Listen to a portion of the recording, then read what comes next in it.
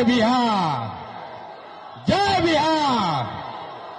मेरा ही नाम है प्रशांत किशोर।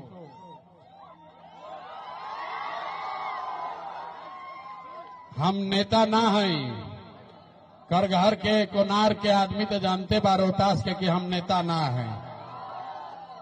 पूरा राज्य भर में घूम के हम कहतनी कि भाई हम नेता ना हैं, बिहार के एक साधारण परिवार के लड़के हैं, इसी करगहर में जन्म हुआ है। कोई कहता कि बक्सर के हैं, कोई जाना था कि कोनार के हैं, लेकिन मेरा जन्म इसी करगहर में हुआ है। मेरे बाबूजी उस समय यहाँ डॉक्टर थे, तो इस धरती को नमन करने के लिए आए हैं। तो नेता नहीं है, बिहार के एक साधारण परिवार के लड़के हैं। माता पिता का आशीर्वाद है, ऊपर वाले की कृपा है, जीवन में कुछ हासिल कर लिए। लोग बताते हैं कि पिछला 10-15 बरस में हमने जिसको सलाह दिया, जिसका हाथ पकड़ लिए, वही आदमी जीत के राजा हो गया। लेकिन 3 बरिस पहले भी हु करना बंद कर दो भाई। हम पहले ही बोले हैं नेता नहीं है, तो हु मत कीजिए ना, फिर से सुन ली। तो हम नेता नहीं है, माता पिता का आशीर्वाद है, ऊपर वाले की कृपा है, जीवन में कुछ हासिल कर लिए हैं। पिछला 10-15 बरस में इस देश में जिसको भी हमने सलाह दिया, जिसका हाथ पकड़े, वही आदमी जीत के राजा हो गया। लेकिन 3 बरस पहले हमने उस काम को छोड़ दिया है। काम छोड़कर बिहार के गांव-गांव, गली-गली, जिला-जिला पैदल गाड़ी से घूम रहे हैं। अब रउआ सब कहब जा कि जिस काम को करके इतना नाम, पैसा, शोहरत कमाए हैं, वो काम को छोड़कर बिहार में मारे मारे काहे फिर रहे हैं। मेरे भाई, काम को इसलिए छोड़े कि बड़े बड़े दल और नेताओं को जिताकर देखा। जैसे रउआ मुखिया बनाईला, विधायक बनाते हैं, आप सांसद को वोट देके जिताते हैं, वैसे 1-2 नहीं, 11-12 लोगों को मुख्यमंत्री बनाकर देखा। नेता और दल के जीतने से जनता का जीवन नहीं बदलता है। ये हमको आपको लगता है कि हमारा दल जीत गया, हमारा नेता जीत गया, हमारा झंडा वाला जीत गया, हमारा गांव वाला जीत गया। भैया जो जीत गई, वो जीत के हेलीकॉप्टर पर चला गया, और आप और आपके बच्चे जहां थे वहीं रह गए। इसीलिए ये जब अनुभव हुआ कि अगर भगवान ने, अगर ऊपर वाले ने मुझे ये शक्ति, बुद्धि दिया है, जिसको सलाह देते हैं, जिसका हाथ पकड़ते हैं, उसी का जीवन बदल जाता है, तो भैया नेता और दल को तो बहुत सलाह दे दिए। एक बार चल के बिहार की जनता का हाथ पकड़ते हैं, आपका हाथ पकड़ते हैं, ताकि आपका जीवन भी बदले और आपके बच्चे भी जीत कर आए। इसलिए ये अभियान शुरू किए हैं। हम वोट ना मांगी। भाई ताली जब कहेंगे तब बजाना। हम वोट नहीं मांगते हैं। लोग कहता है भैया वोट काहे नहीं मांगते। देख लिए हमें कहीं चुनाव चिन्ह नहीं थे, ललटेन, कमल, तीर छाप, हाथ छाप नहीं है। हम वोट नहीं मांगते।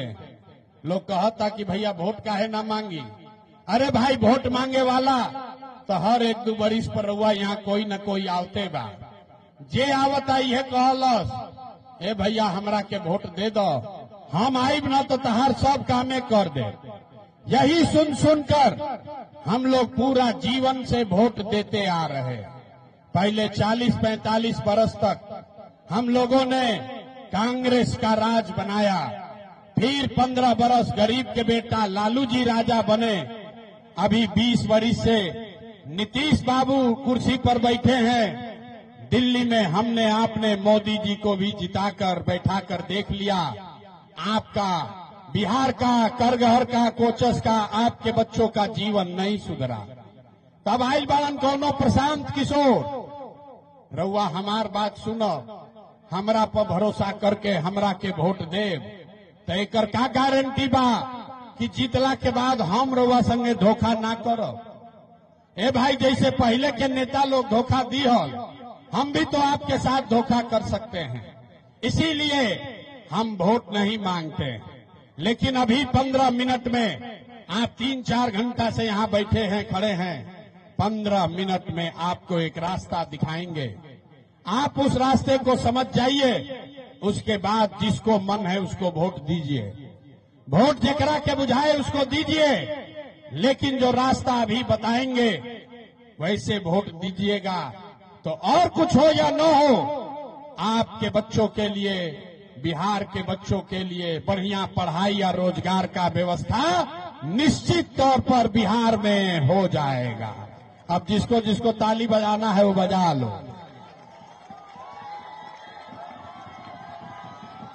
ताली बजावे के रहे, स्टेज में क्या बजावे के। तब जकरा जकरा ई रास्ता सीखे के बाद, अब भैया भाषण हो गई खत्म, अब पढ़ाई के काम हो गई शुरू। भाषण खत्म। जैसे आप ककहरा सीखते हैं, पहरा सीखते हैं, वैसे आपको 3 सवाल पूछेंगे। ए भाई, बीच में बोलो मत। 15 मिनट तक आपस में बात नहीं करना है जिसको ये रास्ता सीखना है। 3 सवाल आपसे पूछेंगे। आपको अपनी जगह से बैठ के खड़े होकर एक बार हाँ या ना खाली बोलना है। और अभी 15 मिनट में दिखी कि आपके बिहार के गरीबी का, बदहाली का कारण क्या है और इससे निकलने का रास्ता, उपाय क्या है। ठीक लगेगा तो इसको अपनाइएगा, और न ठीक लगे तो जैसे जीवन चल रहा है वैसे चलाइए। अब जितने लोग आए हैं सब आदमी को जवाब देना है। जरा सोच के बताइए, आपके गांव पंचायत में और कुछ हो या न हो, आप सभी के लिए, आपके बच्चों के लिए बढ़िया रोजगार और पढ़ाई का व्यवस्था होना चाहिए कि नहीं होना चाहिए। हाथ सबका उठना चाहिए ना, सबका हाथ उठना चाहिए। जोर से बोलिए, होना चाहिए कि नहीं होना चाहिए। जोर से बोलिए, होना चाहिए कि नहीं होना चाहिए। होके के चाहिए, होके के चाहिए। हम ना सिखैनी। देखिए भैया, कर घर के रोहतास के जनता कितना समझदार बा। सब लोगों ने कहा कि भैया और कुछ हो या न हो, बच्चों के लिए पढ़ाई या रोजगार तो होना ही चाहिए। इतनी समझ आप सबको पहले से है। आपको मालूम है कि अगर आपके लिए, आपके बच्चे के लिए बढ़िया पढ़ाई रोजगार हो जाए तो कोई मुखिया बने, कोई विधायक बने, लालू बने, नीतीश बने, मोदी बने, प्रशांत किशोर बने, अगर आपके बच्चे के लिए पढ़ाई रोजगार हो जाएगा तो आपका जीवन सुधर जाएगा। ये बात आपको पहले से पता है। अब दिखाते हैं आपके बदहाली का असली कारण। सब आदमी एक बार जरा अपने अपने बच्चों का चेहरा याद कर लीजिए। सब आदमी एक बार अपने अपने बच्चों का चेहरा याद कर लीजिए और अपने बच्चों के नाम पर ईमानदारी से बताइए, आप में से किसने जीवन में एक बार भी अपने बच्चों के पढ़ाई रोजगार के लिए वोट दिया है? देखिए, हाथ में क्या लावे के देख ली। कर घर के जनता का हालत देखिए। और आप अकेले नहीं हैं, पूरा बिहार में 5000 गांव में गईनी ये सवाल हर जगह पूछीला। आपने कहा भैया पढ़ाई या रोजगार होके के चाहिए, और आपसे पूछ रहे हैं, अरे भाई आज तक जीवन में पढ़ाई रोजगार के लिए वोट दिए? तो किसी ने हाथ नहीं उठाया, सबको मालूम है नहीं दिए। अब कोई खड़ा होके कही कि भैया एकर का गारंटी बा कि पढ़ाई रोजगार खातिर वोट दिहल जाई तो पढ़ाई रोजगार मिली, कौना दल के वोट दियाओ? तो अभी आपको 2 मिनट में जादू दिखाएंगे। वोट जिसको मन है उसको दे दीजिए, लेकिन अभी जादू अपने आंख के सामने देखिए कि आपके बच्चों को पढ़ाई रोजगार कैसे मिलेगा। दूसरे सवाल का जवाब दीजिए और 2 मिनट में जादू देखिए।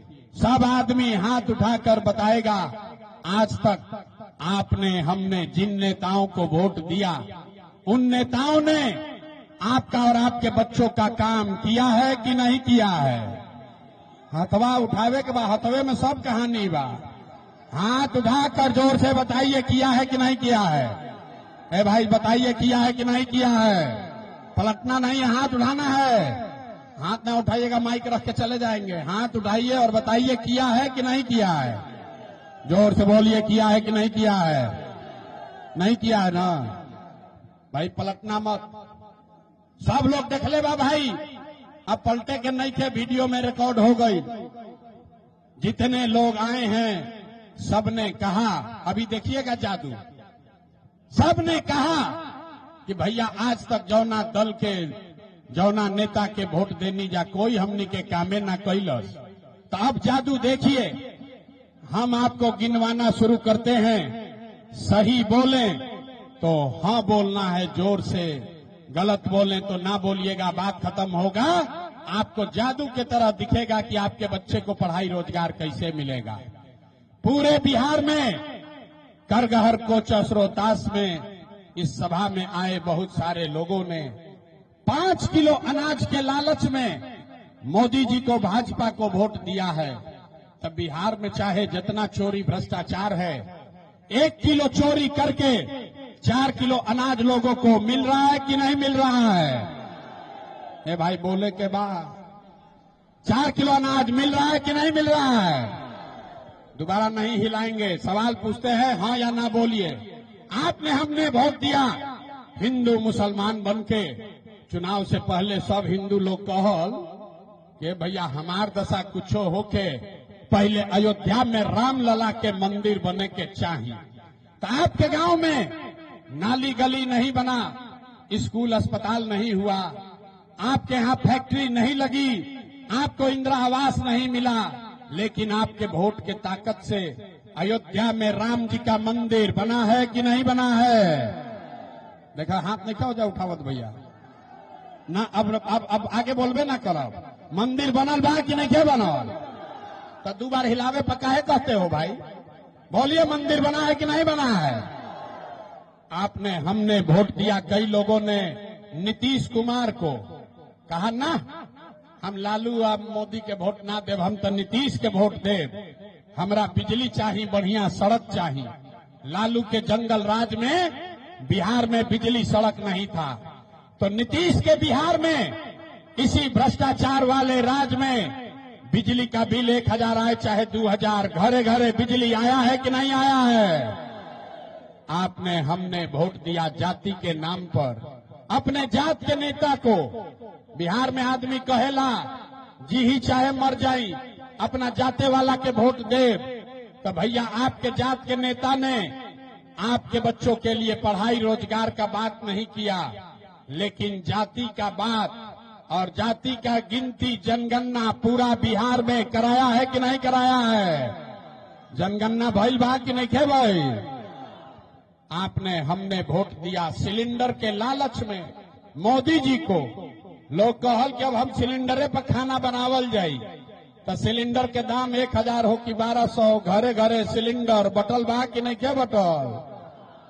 हाथ यहाँ का आदमी ऐसे मेहरियाई बैटरी के तरह है, छुपा जाता है। सिलेंडर बटा है कि नहीं बटा है? आपने हमने वोट दिया मोदी जी का भाषण सुन के कि मोदी जी गुजरात में बड़ा विकास कैले बाड़न। तो भैया मोदी गुजरात में तो विकास कर रहे हैं, पूरा देश का पैसा ले जाकर गुजरात के गांव गांव में फैक्ट्री लगा रहे हैं, और पूरे बिहार से करगहर कोचस रोहतास बक्सर से आपके हमारे बच्चे गुजरात में जाकर नौकरी मजदूरी कर रहे हैं कि नहीं कर रहे हैं? तो कौना बात पर वोट देनी जाकी नाम मिलल? अभी आपने कहा अपने बच्चों के नाम पर कि भैया जीवन में आज तक अपना बच्चा के पढ़ाई रोजगार के लिए वोट नहीं दिए।